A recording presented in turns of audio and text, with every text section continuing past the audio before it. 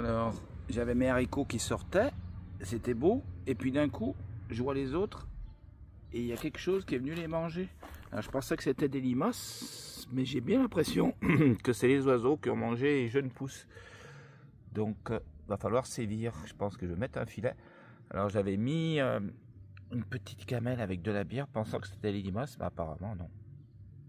On va les artichauts, je les ai traités, il y avait plein de poux, obligé de redonner encore un peu de produits biologiques bien sûr pour enlever les poux si je veux manger des artichauts. Autrement, le jardin est beau, il n'a pas fait très chaud, il y a le vent du nord, mais le jardin est magnifique. Les tomates, elles sont en pleine force, elles sont bien vert foncé, signe de force. Et on va, j'espère, cette année manger des tomates, des bonnes tomates, mais j'ai été obligé de les traiter toutes les semaines parce que les dernières je ne les ai pas traitées. J'ai eu un fruit sur 5 à peu près et qui était bon. Voilà, c'est dommage, mais c'est comme ça. J'ai replanté des salades ici et ça fait qu'on commence à manger un petit peu les légumes du jardin, l'ail, les os et les oignons aussi. Ils sont en pleine forme, on va en manger bientôt. Et surtout, des petites rosabelles, c'est des petites pommes de terre, comme je l'ai dit l'autre jour, qui sont entre la rate et la pomme de terre. Et donc, on va en manger, elles sont un peu rosées. Ouais, c'est des pommes de terre qui sont un peu rosées. Alors, je me suis fait un petit bac avec plein de fraises différentes. Des fraises des 4 saisons, remontantes, et puis des fraises qui fleurissent, qui donnent au mois de juin. Donc là, c'est la première année, on va peut-être pas en avoir beaucoup, c'est sûr, mais j'en ai mis un paquet, je crois que j'en ai mis une trentaine de plants. Ici j'ai mis un kiwi femelle, là des fraises encore, kiwi mâle, un petit figuier et framboises. Alors là, les framboises, elles commencent à partir à droite à gauche. Alors voilà, petit framboisier. Voilà. Alors là, il fait beau. Eh bien, un de mes plaisirs, c'est de prendre un déjeuner dehors, en entendant les oiseaux chanter, en tête tous les deux, on est bien. Voilà, c'est un des bons moments de la journée, avec une belle petite confiture de cerises qui nous a été donnée par les parents de la copine à Maëlle. Donc Maëlle passe son bac et sa copine Inès passe son bac aussi. Et ils ont des projets, on vous en parlera. Alors voilà le poil dragon dont je vous avais parlé. Voilà. Donc je l'ai peint avec une peinture spéciale qui résiste à la chaleur. Les roulettes, c'est des roulettes de caddie que j'avais récupérées qui étaient cassées. En bas, donc ça a un fond de bouteille de gaz. Il y en a une autre et une autre ici. Voilà. Et j'ai fait une petite poignée pour pouvoir le transporter, la cheminée pour pouvoir mettre les granulés ou un peu des petits morceaux de bois, fonctionne aussi. L'endroit par où l'oxygène passe, un petit cendrier au fond, voilà. Et puis j'ai mis une grille spéciale. J'ai mis une grille spéciale pour retenir les granulés. Et là, je vais changer la plaque de dessus, mettre une plaque en inox. L'oxygène arrive par là, réoxygène la flamme. Et la flamme, elle redescend ici, et elle passe par la cheminée. Voilà, donc c'est double combustion.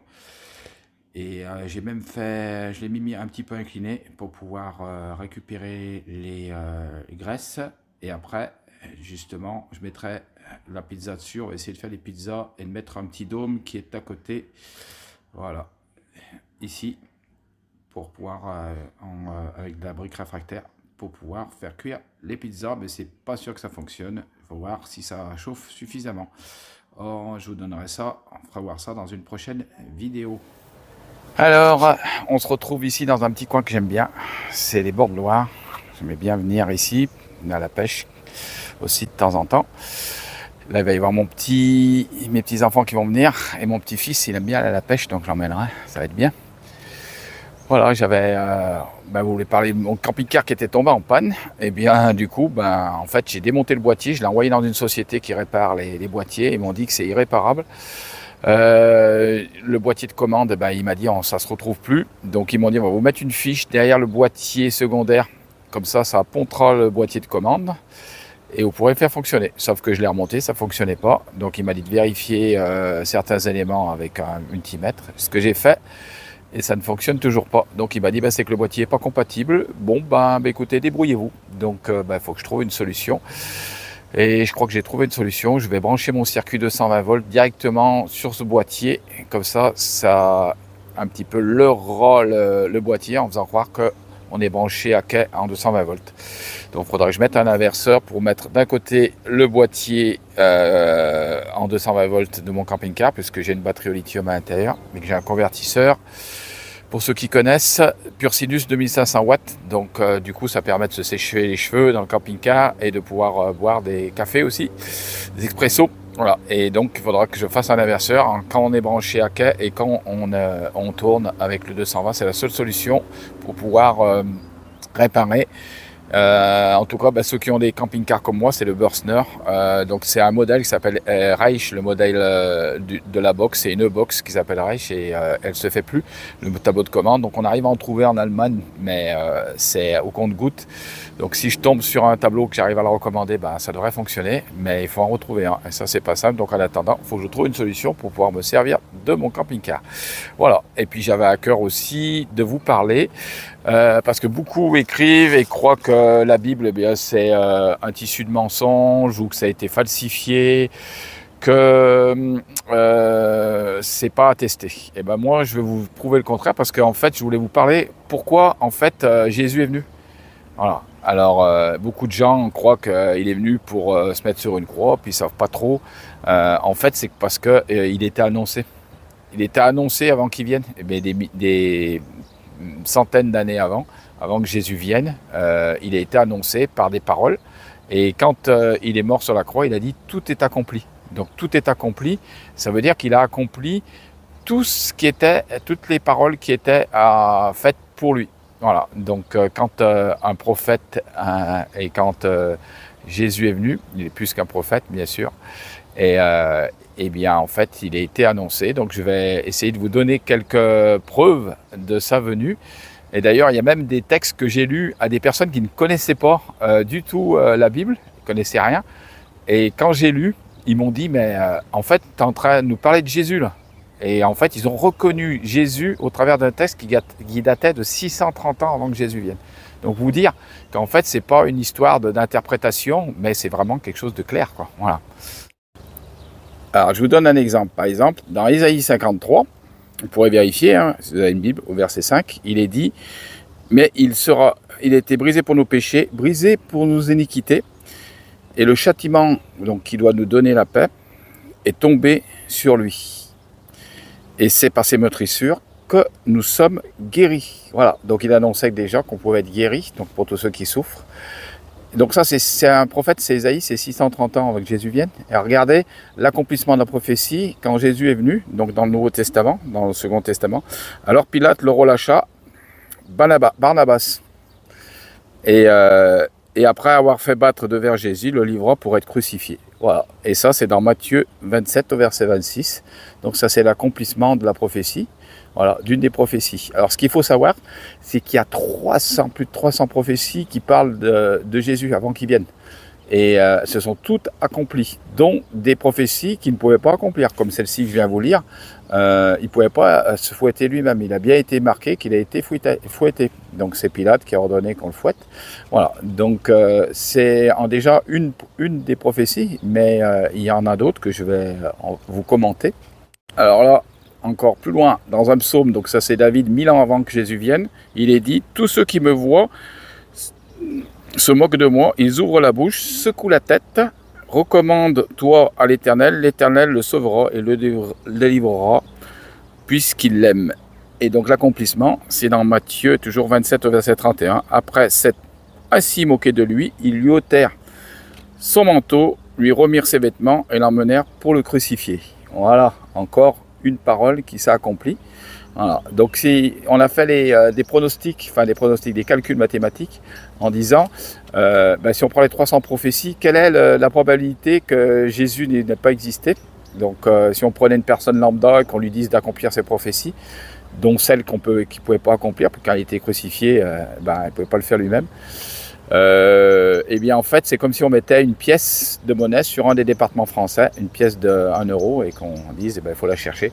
Voilà, voilà. Donc c'est des milliards de chances que Jésus ait existé, et donc il y a un très faible de probabilité qu'il n'ait pas existé. Ça c'est clair, et donc la possibilité de le rencontrer puisqu'il est ressuscité. Alors là, pareil, prophète Isaïe, donc 630 ans avant que Jésus vienne. Alors s'ouvriront les yeux des aveugles, s'ouvriront les oreilles des sourds, alors le boiteux sautera comme un cerf, et la langue du muet éclatera de joie. Et son accomplissement, alors, Jésus parcourait toutes les villes et les villages, enseignant dans les synagogues, prêchant la bonne nouvelle du royaume, et guérissait toute maladie et toute infirmité. Et ça, c'est dans Matthieu. Voilà, donc encore une prophétie qui a été accomplie. Encore un petit peu plus fort, Judas, vous vous rappelez Judas? Tout le monde le connaît, il a trahi Jésus. Mais bon, je crois qu'on veut pas, on valait pas bien plus que lui. On était capable de, on avait renié Jésus avant de le connaître, pour ceux qui l'ont rencontré, comme moi. Alors voilà, une des prophéties. La prophétie qui dit qu'il a été vendu pour 30 pièces d'argent. Il leur dit, si vous le trouvez bon, donnez-moi mon salaire, sinon ne me donnez pas. Ils pesèrent pour mon salaire 30 cycles d'argent.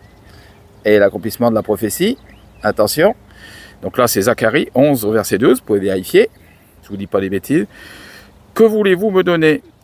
Et je vous le livrerai. Et ils lui payèrent 30 pièces d'argent, dans Matthieu 26 au verset 15. Voilà, encore une preuve que ça, c'est une prophétie que Jésus ne pouvait pas accomplir, puisque c'est pas lui qui a versé les pièces, c'est Judas qui a pris l'argent. Et après, il a vu qu'il avait fait une grosse bêtise, et il a redonné cet argent pour la caisse du temple. Alors, dans Zacharie, il est dit, toujours la même prophète, frappe le pasteur et les brebis se dispersent. Dans Zacharie, chapitre 13, au verset 7. Et l'accomplissement, c'est dans Marc, cette fois, chapitre 14, verset 50, pour que vous puissiez vérifier. Alors tous l'abandonnèrent et prirent la fuite. Voilà, donc encore un accomplissement d'une prophétie que Jésus ne pouvait pas accomplir. Voilà, puisque les apôtres sont tous partis en courant quand ils sont venus saisir Jésus. Alors ce qui est beau, c'est que la correspondance, parce que je ne sais pas si vous vous rappelez, dans l'Exode, quand le peuple juif est sorti du désert, de l'Égypte, voilà, le peuple hébreu, et bien en fait, ils ont pris un agneau et ils n'ont pas brisé les os. Et donc il y a une parole qui dit dans Exode, aucun des os de l'agneau ne sera brisé. Dans Exode 12 au verset 46 et dans Nombre 9 au verset 12. Et donc c'est pour ça que plus tard, quand Jésus a été crucifié, ils ont cassé les jambes des deux bandits qui étaient à sa droite et à sa gauche. Et lui, ils lui ont pas cassé les os, parce que c'était l'agneau de Dieu. Et donc c'est marqué, regardez, s'étant approché de Jésus, le voyant déjà mort, il ne lui rompit pas les jambes. Voilà. Et ça, c'est dans Jean au chapitre 19, au verset 33. Alors, une de mes préférées, c'est le psaume 22, parce qu'il a été écrit par David 1000 ans avant qu'il vienne. C'est marqué, des taureaux de Bassan m'entourent, ils ouvrent la gueule contre moi.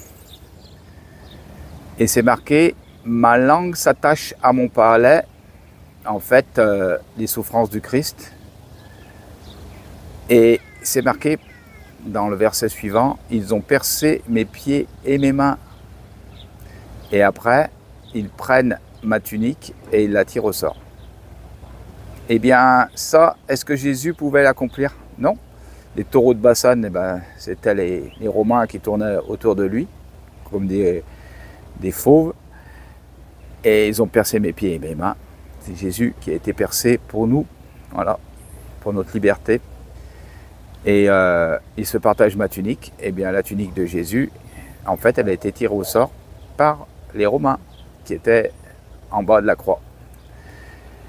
Et c'était accompli puisque dans les évangiles, on retrouve justement l'explication où il est dit qu'ils se partagèrent la tunique, comme c'était marqué, qu'aucun de ses os n'ait été cassé. Et donc, Dieu a tout accompli au milieu de l'opposition, est venu sur cette terre au milieu de l'opposition, au milieu des ténèbres, Et pourtant, la lumière, elle a lui au milieu des ténèbres. Donc quand on connaît Christ, eh ben, il met cette lumière en nous pour qu'on puisse luire et éclairer d'autres personnes. Je vais vous laisser un témoignage aussi, parce que ce week-end, on a fait une petite soirée. Et il y a une musulmane donc, qui est venue, une dame musulmane, et elle n'a pas voulu être filmée, parce que bon, c'est pas évident. Elle croit en Jésus, et donc elle est venue à la soirée, et elle a été guérie. Voilà. Elle a été instantanément guérie du dos, elle a été surprise, elle a témoigné, elle a dit vraiment, c'était vraiment bien. Voilà, donc je vais vous laisser cette vidéo, ça va vous encourager, vous qui êtes malade, de pouvoir croire en Jésus-Christ, parce qu'il est ressuscité. Et il y a même justement une prophétie. Si vous avez la Bible, lisez le chapitre entier d'Ésaïe 53. Tout est expliqué. Il a été mis, il est venu d'une terre desséchée, Israël. Il a été mis au rang des malfaiteurs. Alors, il a été mis au rang des malfaiteurs, parce qu'il était entre deux bandits sur la croix, dont un qu'il a accepté, qui était à sa droite.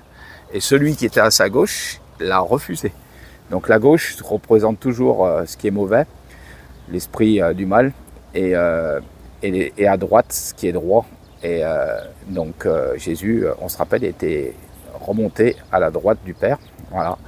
Maintenant, il est à la droite du Père, il intercède pour nous. Chaque fois que nous prions, on entend nos prières. Croyez que quand vous priez à haute voix au nom de Jésus, il vous entend. Parce que les gens croient, ils prient et puis ils disent est-ce que Jésus m'entend? Oui, il vous entend, c'est marqué.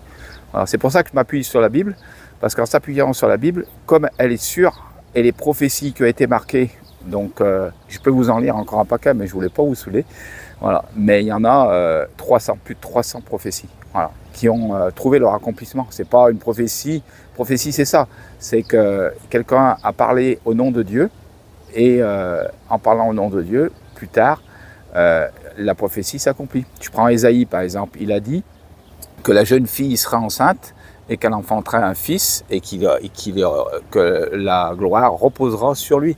Voilà. Et donc, vous vous rendez compte que si ce prophète, à l'époque, il a dit la jeune fille sera enceinte, c'était une vierge. Donc une vierge qui est enceinte, c'est, à mon avis, ils ont dû se moquer de lui qu'elle a dû dire ça. Voilà. Mais on s'est avéré que Marie, elle était enfantée par le Saint-Esprit, parce Jésus ne pouvait pas naître d'une semence corruptible, parce qu'il était Dieu. Et donc, il est né dans le ventre d'une femme qui a été choisie parmi toutes les femmes. Et donc, cette femme qui a été choisie, eh bien, elle a porté Jésus dans son ventre et elle a été enfantée par le Saint-Esprit, non par rapport sexuel, pour que la semence corruptible que nous, on peut avoir, ne puisse pas se transmettre. Mais Jésus est venu et tout est possible à Dieu. Donc, c'est possible pour lui puisqu'il l'avait annoncé. Voilà. Et c'est même marqué... Dans ce même chapitre, il est parlé de Jésus qui viendrait et donc qu'elle enfantera un fils et que son nom serait admirable, Dieu puissant. Donc déjà, si il s'est marqué Dieu puissant, ça veut dire que Jésus est Dieu. Voilà. Donc encore une parole qui confirme la divinité de Jésus qui a été confirmée dans le Nouveau Testament puisqu'il est marqué en lui réside toute la divinité de Dieu. Voilà, dans Colossiens, chapitre 2, verset 8, vous pouvez vérifier, voilà, de mémoire. Voilà, en tout cas, on tenait à vous remercier pour la chaîne YouTube. Cette semaine, ça a été compliqué, des jours où on pense vraiment à Fiona, et que, voilà, parce qu'en fait, on vit le contre-rebours de ce qu'elle avait fait. Quand, à cette époque, on disait, tu te rappelles, elle était comme ça, elle commençait à avoir de la fièvre, elle commençait, oh ça, tu te rappelles, elle nous avait dit ça. C'est compliqué quoi, parce que tu vis le compte à rebours jusqu'à son décès et voilà. Et on ne pensait pas du tout qu'elle parte, mais c'est comme ça.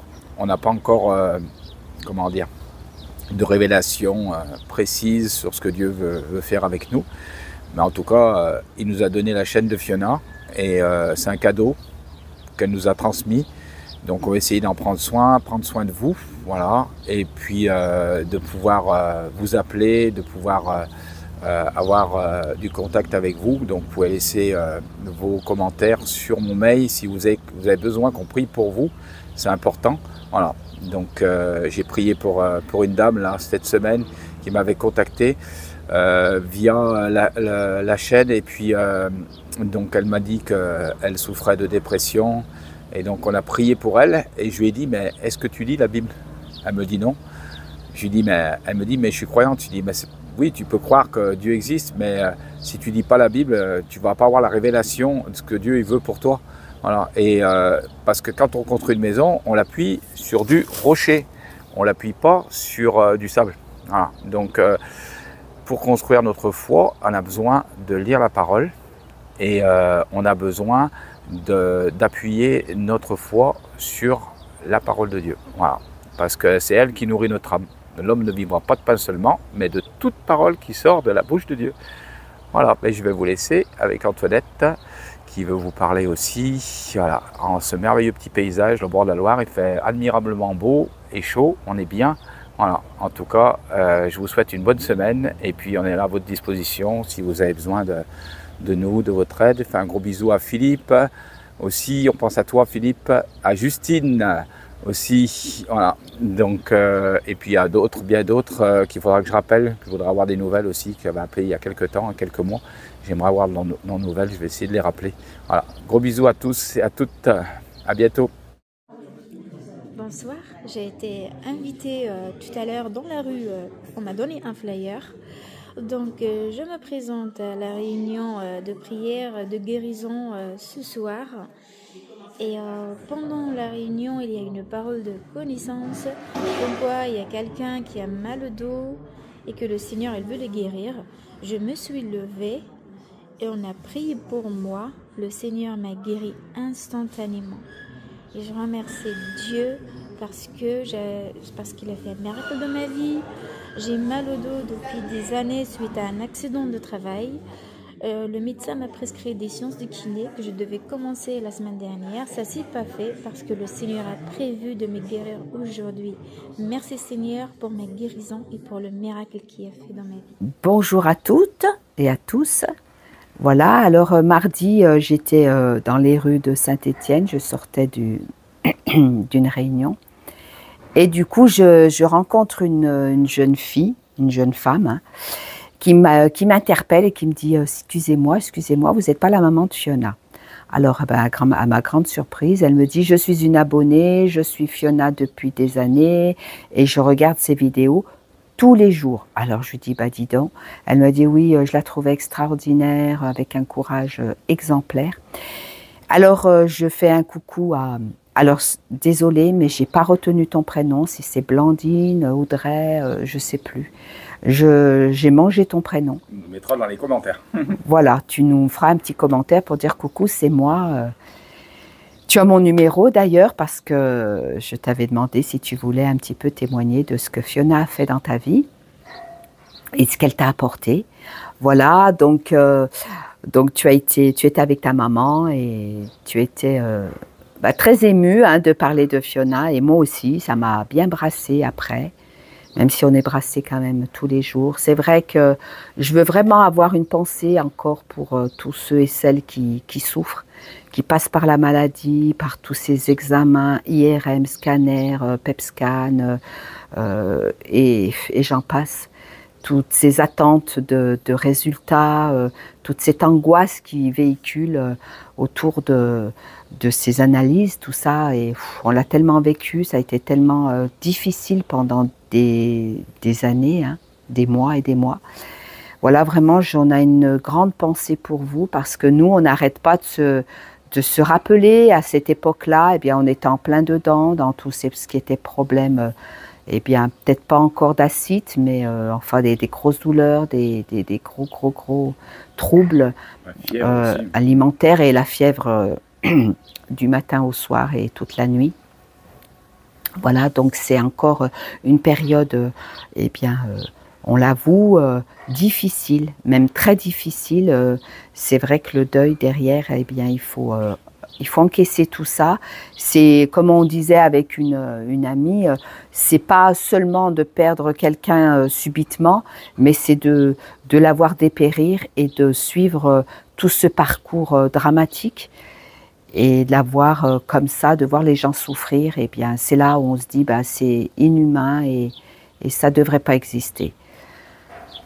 Donc une grande pensée pour tous ceux et celles qui souffrent, qui passent par ces moments très difficiles. Et puis n'hésitez pas si vous voulez nous appeler, on puisse discuter, tout ça, et prier ensemble s'il y en a qui le souhaitent. Et ceux qui ne croient pas, il n'y a pas de problème, on peut échanger, on peut discuter sur tout ça.